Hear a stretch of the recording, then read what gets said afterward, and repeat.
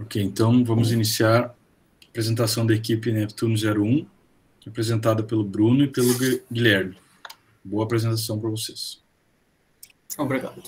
Um bom dia, primeiramente. Nós somos a equipe Neptuno 01 e a gente vai apresentar o projeto SAT-PA21. Nossa equipe é composta pela Alana, o Álvaro, eu, o Caio e o Guilherme. Pode passar o slide. Como vai ser desenvolver a nossa apresentação? Primeiro a gente vai apresentar o perfil de um engenheiro aeroespacial, os cursos de engenharia aeroespacial no Brasil e vamos depois para o projeto em si.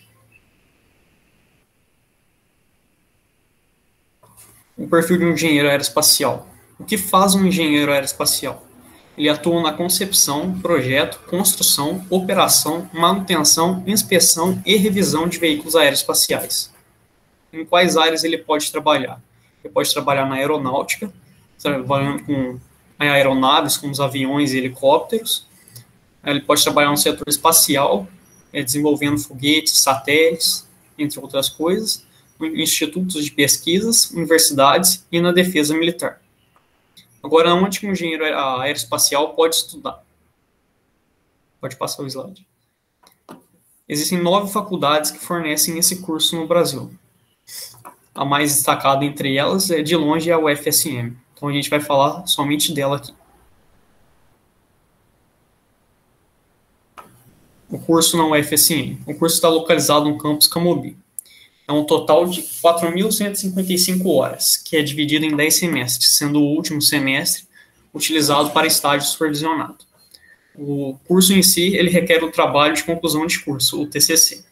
E após o discente fazer todo o curso, ele recebe o título de engenheiro aeroespacial, na modalidade bacharelado. Agora, quais são as oportunidades que a UFSM fornece?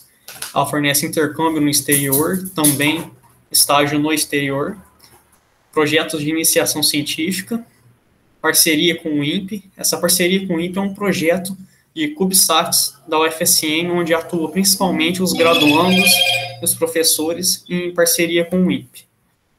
Já foram lançados 2 satélites da UFSM, com a cooperação do INPE, que é o CubeSat BRC-1 e o CubeSat BRC-2, e iniciou o projeto do CubeSat 3. Além disso, ela oferece atividades extracurriculares, como, por exemplo, as equipes de competição de foguete modelismo e aeromodelismo, como as equipes o Carancho e a Tal Rocket.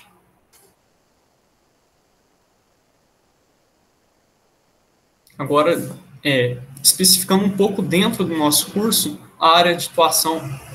Dentro da nossa área de atuação, tem os satélites. Então, a gente vai apresentar um pouco sobre eles. Satélite. O que é um satélite? Bom, satélites podem ser divididos em 2 grandes partes.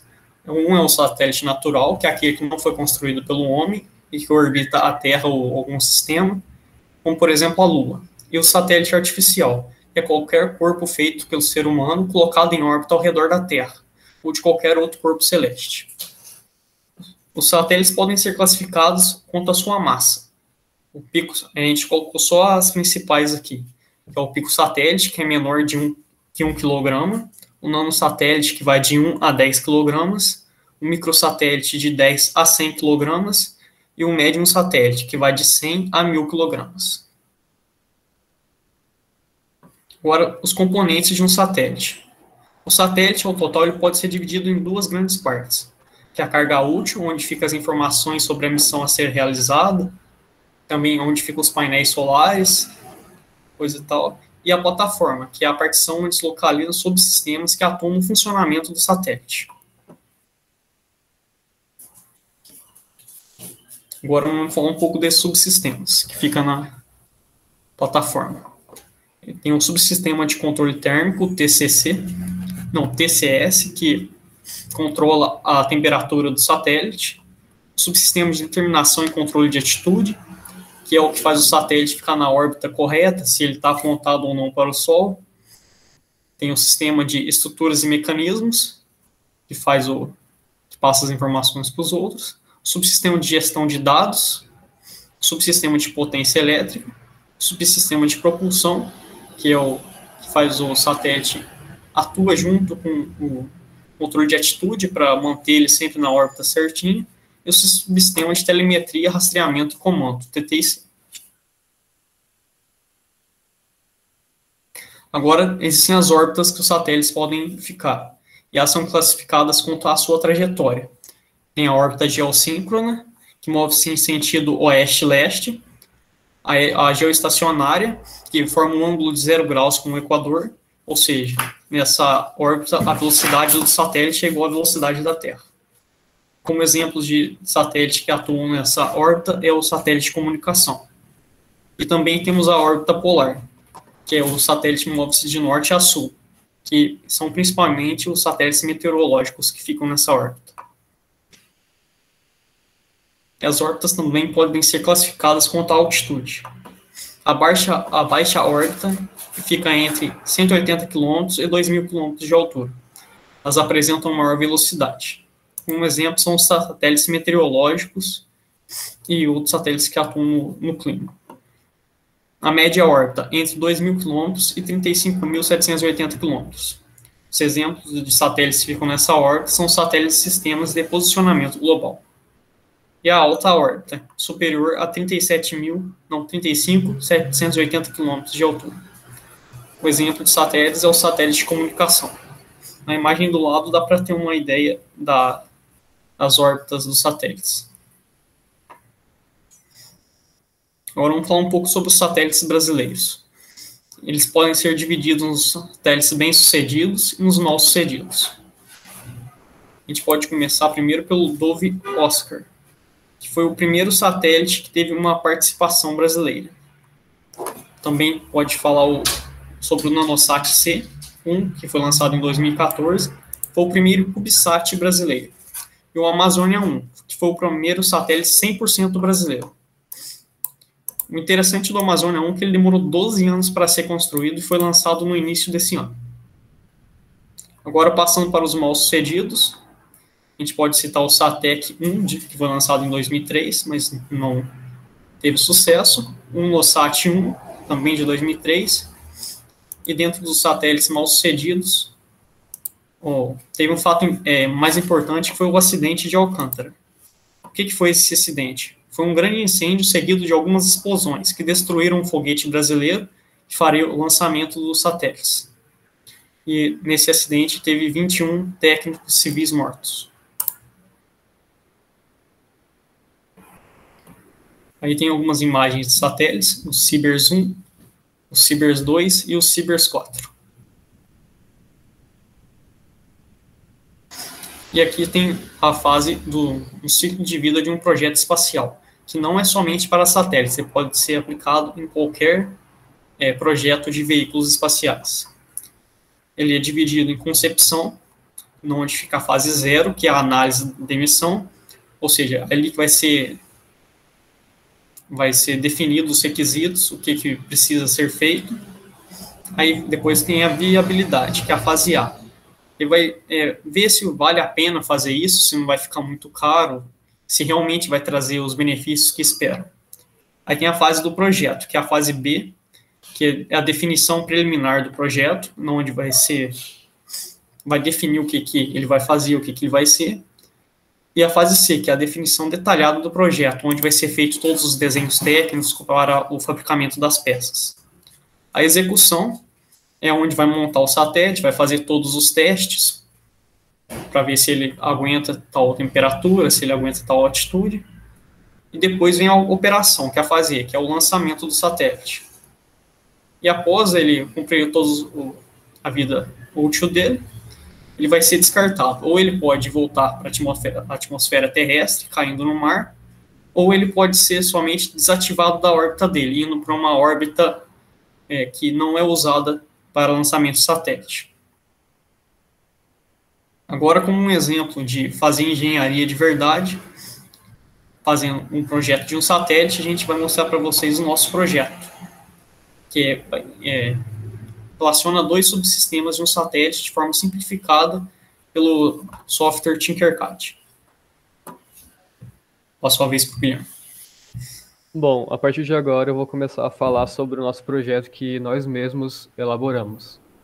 Bom, a ideia inicial era justamente juntar dois subsistemas de satélites, daqueles apresentados anteriormente, e simular as suas funções em um software chamado Tinkercad, que trabalha com programação e possui muitos elementos também de Arduino. Bom, além disso, esse sistema também deveria ter uma interação com o usuário, ou seja, ele deveria comunicar alguma coisa para o operador do sistema. Bom, e desse modo, a gente escolheu o subsistema de controle de atitude, e ele basicamente controla o apontamento do satélite.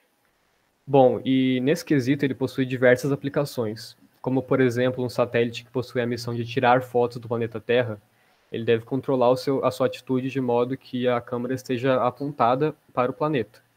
No nosso caso, a gente juntou esse sistema com o subsistema de potência, mais especificamente na parte de luminosidade externa. Bom, desse modo a gente também vai simular um painel solar e a gente vai usar ele como o fator principal para controlar a atitude do satélite. E também no subsistema de potência a gente vai contar com os sensores que vão detectar a luminosidade. Bom, aqui a gente entra nos requisitos do sistema, que seria basicamente o que os clientes passariam para a equipe de engenharia, e desse modo, esses requisitos devem ser cumpridos ao final do projeto, para que o sistema cumpra a sua função e ele seja útil para aquilo que ele é designado. Bom, como o primeiro requisito, a gente tem que o sistema deve conseguir identificar dois níveis de luminosidade, no nosso caso, luminosidade alta e luminosidade baixa. Bom, o segundo requisito é que o sistema deve informar ao usuário se o painel solar está direcionado ao Sol. Bom, no nosso caso, o satélite que a gente irá simular, ele possui duas faces, sendo que em uma dessas faces está localizada o painel solar e na outra não. E o apontamento do satélite deve ser de modo que o painel solar esteja voltado ao Sol, ou pelo menos a onde está a maior luminosidade do sistema. Bom, requisito 3. O sistema deve ser capaz de alterar sua atitude entre dois estados, em um eixo. Ou seja, como o satélite possui duas faces, ele deve ser capaz de permutar essas faces de posição, ou seja, realizar um giro de 180 graus. Bom, o requisito 4 é que o sistema deve ser capaz de ser desligado e ligado pelo usuário em todas as suas fases.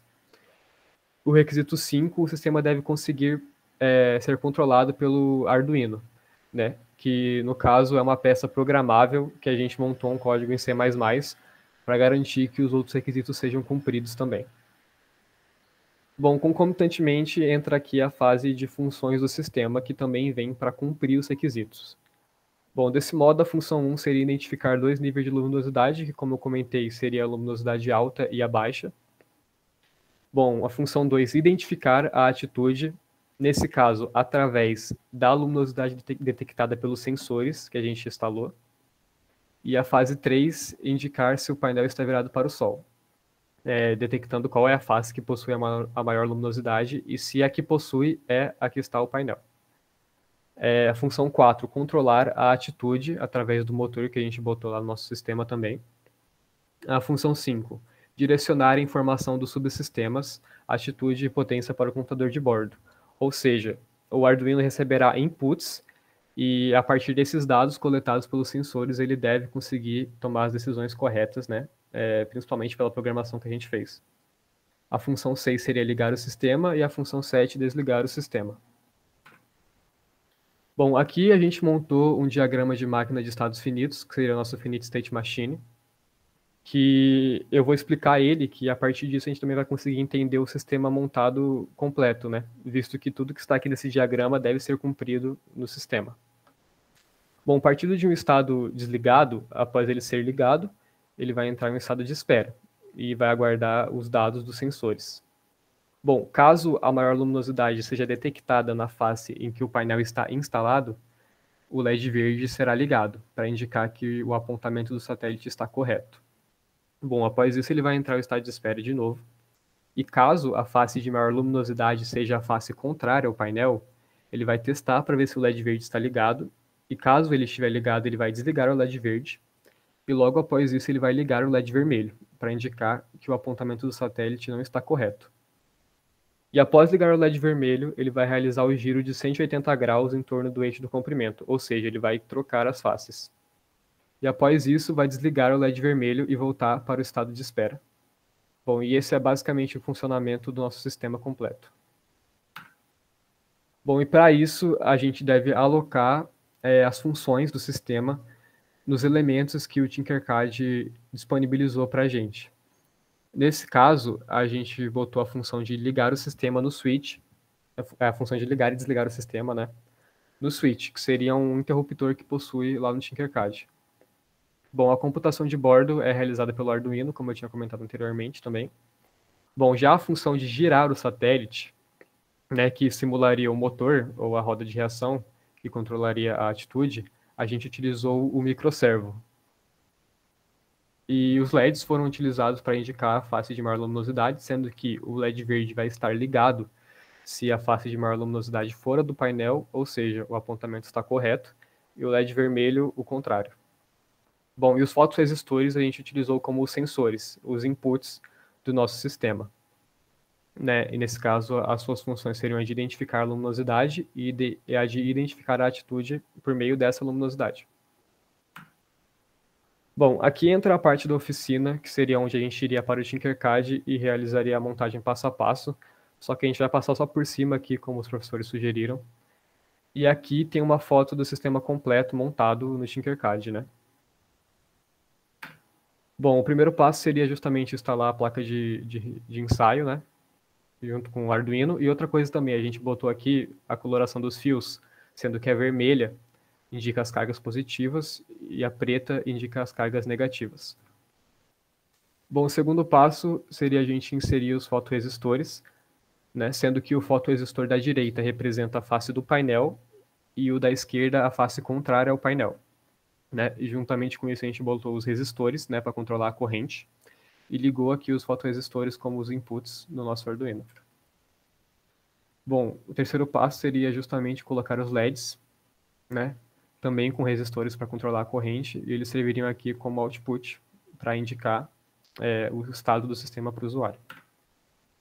Bom, o quarto passo seria inserir um microservo, que ele também está ligado na placa de ensaio, e aqui como output no nosso Arduino. Bom, o quinto passo, inserir um interruptor, né, para poder ligar e desligar o sistema. E o sexto passo seria a parte de programação, visto que o Tinkercad possui suporte para ser inserido um código. E aqui está um link com o código completo que a gente elaborou em C++. Aqui também tem umas imagens de como está estruturado mais ou menos o código. Bom, e aqui a gente entra naquela fase que é para verificar se os requisitos do sistema foram cumpridos ou não. Bom, então a gente vai relembrar quais que eram os requisitos. Bom, o requisito 1 era identificar 2 níveis de luminosidade.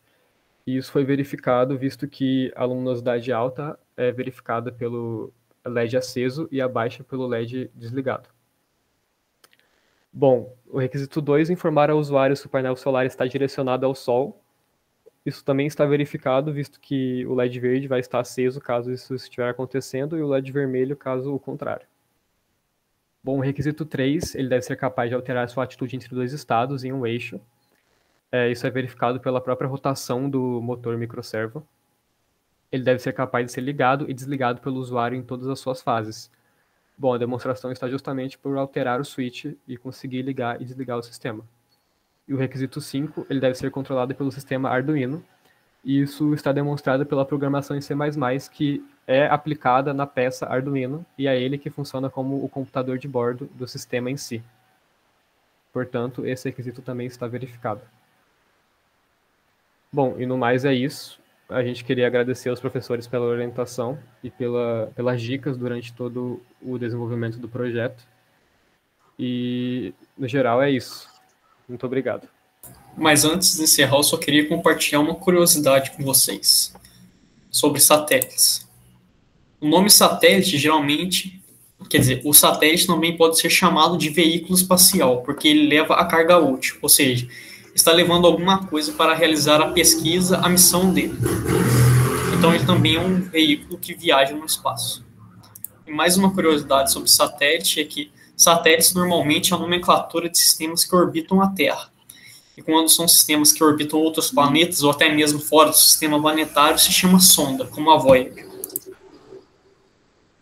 Achei legal, só queria compartilhar. Obrigado. Perfeito, perfeito. Muito obrigado, Bruno. Interessante, sempre esses comentários são muito importantes, né? Ainda mais que vocês estão no primeiro semestre.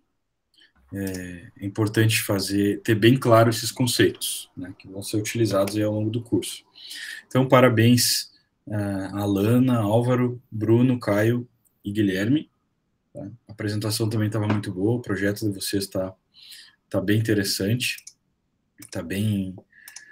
Eu acho que foi uma proposta que cumpriu ali os requisitos do projeto. Tá? Eu tenho uma questão que eu queria colocar, mas não é específico para vocês, tá? É para, eu acho que todos que estão apresentando até agora, todos que apresentaram até agora, eu não me lembro de ter visto nenhum de vocês citar um satélite muito importante brasileiro que está em operação, é o maior satélite em termos de massa, de volume, tá? Dimensões, que é o SGDC. Tá? Ele é um satélite brasileiro, ele foi comprado da empresa Thales Alenia, que é uma empresa francesa, porém é um satélite brasileiro. Tá? É satélite geoestacionário de defesa e comunicações. Então ele é utilizado tanto na área militar de defesa para comunicação, quanto também ele provê internet para diversos pontos do Brasil em que não há acessibilidade, tá? Várias escolas, por exemplo, do Nordeste, do interior do Nordeste, recebem internet diretamente desse satélite, tá? É um satélite muito importante para o país, tá? E é previsto já o projeto de desenvolvimento e lançamento do SGDC-2, tá? Ele é um satélite geoestacionário. Eu não vi ninguém citar ele até agora, tá? É um satélite bem importante, por isso que eu estou comentando aqui, tá? Então, quem não sabe do que eu estou falando, depois aqui da apresentação, vai lá e busca no Google e dá uma lida sobre isso, que é importante saber, tá? Voltando aí ao Neptune 01, gostei muito, então, do projeto de vocês, a apresentação está clara, está concisa, levaram em conta as dicas lá de poucos elementos, né, nos slides. Eu acho que está bem didático. Acho que é uma boa... tem bastante potencial para ser um dos escolhidos aí para fazer o workshop nas escolas, certo? Então, só tenho a parabenizar a equipe, tá? Lembrando que depois eu vou passar um e-mail para vocês, para todos das disciplinas, para vocês inserirem as apresentações numa pasta, tá? Para a gente ficar com as apresentações também, além da gravação. Passo a palavra para o professor Zanetti, por favor. Obrigado, parabéns para todo mundo, ficou bem legal o trabalho. Acho que não tenho nenhum comentário assim relevante para fazer. No geral é isso aí, parabéns, acho que ficou muito bom.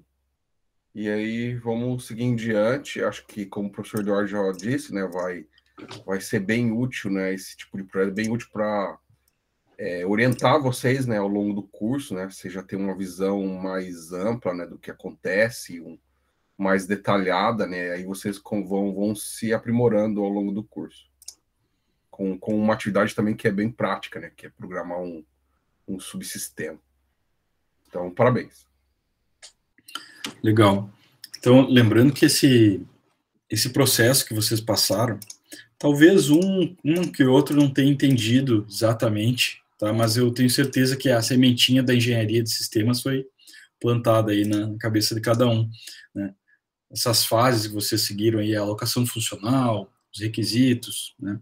O diagrama de Finite State Machine, tudo são coisas que eu tenho certeza que vocês vão utilizar e muito ainda na profissão e vão relembrar aí primeiro contato que tiveram aí com esse processo com os professores aí, Eduardo e Zanetti, no início da graduação, certo? Então, espero que tenham compreendido aí esses conceitos que vão ser muito utilizados ao longo da vida acadêmica e profissional, principalmente, certo? Então, parabenizo novamente a equipe e a gente pode finalizar aqui a apresentação. Vou encerrar aqui a gravação.